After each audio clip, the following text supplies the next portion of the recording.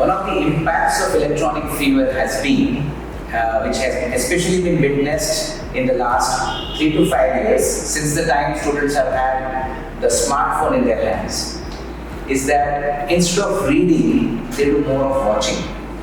Instead of writing, they just tend to keep things in their mind, which evaporates, and if they're not able to recollect that at the time of exams, and ultimately that leads to diminishing of their performance.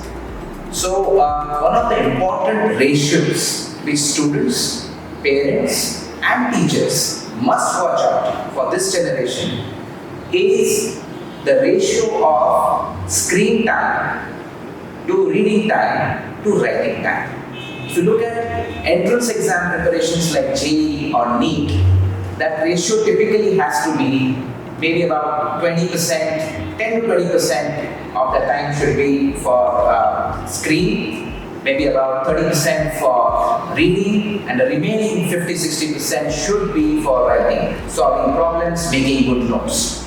It has been witnessed in this online coaching era that students are reluctant to take down notes. They rely on PDFs and they feel something ready-made, if it comes to them, it will help. But unless you write down the notes, unless you solve your problem yourself, unless you actually do the work, you won't really assimilate the deep content which is actually there in those particular topics.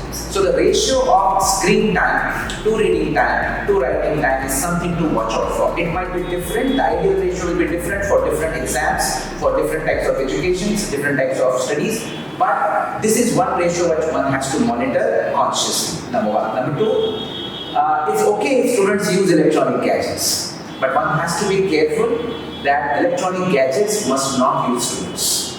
What I mean is that if the child gets obsessed, over-feverish, hankers for online gaming, social media, and too many things on the internet, and gets weaned away from studies, that's the sign of the child is going astray. So to bring the child back, bring the student back, it's necessary to know that you have a command on these resources which are available.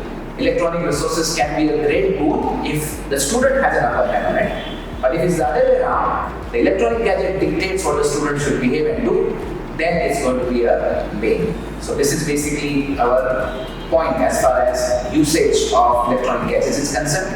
If the child has a mastery over his mind with respect to the electronic gadgets, then the child will be in a position to utilize these resources in a much more wiser way.